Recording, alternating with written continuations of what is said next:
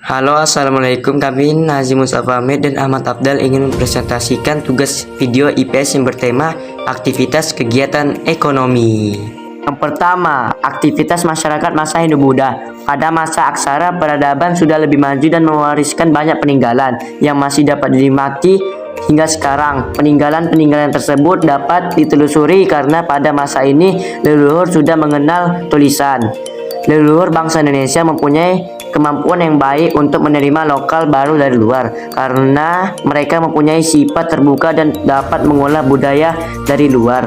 Lokal genius yang dimiliki oleh leluhur bangsa Indonesia dapat menjadikan budaya asli mereka tidak serta-serta menghilang karena memadukan unsur-unsur budaya dari luar dengan budaya yang telah ada dan hidup dari generasi ke generasi. Kearifan bangsa Indonesia dalam menerima budaya dari bangsa luar patut menjadi contoh dalam menerima budaya dari luar. Yang kedua, aktivitas kehidupan masyarakat. Masuknya Hindu-Buddha tentu saja memengaruhi kehidupan dan aktivitas masyarakat di Nusantara.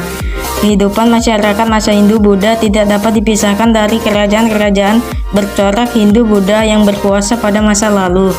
Berikut aktivitas kehidupan masyarakat pada masa Hindu-Buddha yang dipengaruhi oleh beberapa kerajaan.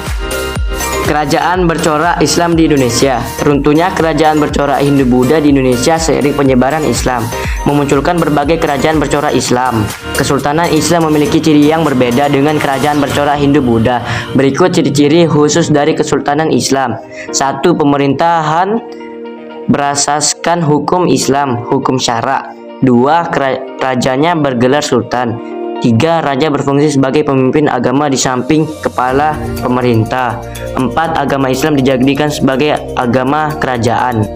Yang ketiga, peninggalan sejarah bercorak Islam di Indonesia. Banyak kerajaan Islam di Indonesia menghasilkan banyak peninggalan sejarah bercorak Islam.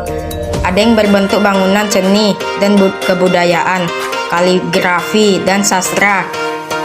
Berikut ini akan dibahas berbagai peninggalan sejarah tersebut. 1. Bangunan.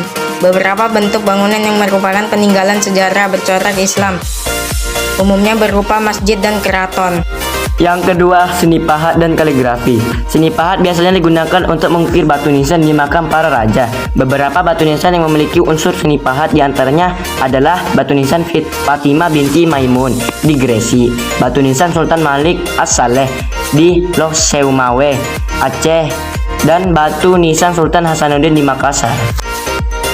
Aktivitas masyarakat masa Islam. Penyebaran Islam yang telah sampai ke Nusantara menyebabkan pemudaran peradaban Hindu-Buddha. Namun tidak ada yang tahu pasti kapan Islam masuk ke Indonesia. Seperti yang diketahui bahwa penyebaran Islam di Indonesia didukung oleh adanya berbagai media. Adapun media atau saluran penyebaran Islam tersebut antara lain: 1. Perdagangan. Para pedagang muslim yang menetap di sekitar pelabuhan untuk membentuk perkampungan muslim.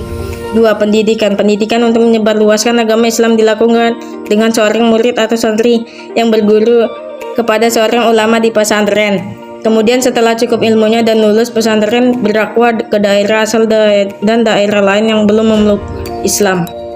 3. Pernikahan. Metode pernikahan dilakukan dengan cara orang yang telah memeluk agama Islam melakukan pendekatan kepada raja atau bangsawan atau keluarganya untuk dinikahi secara Islam. 4. Dakwah. Dakwah merupakan istilah yang tidak asing lagi dalam penyebaran agama Islam. Strategi penyebaran Islam di Nusantara dengan metode dakwah cukup sering dilakukan oleh seorang wali dan ulama.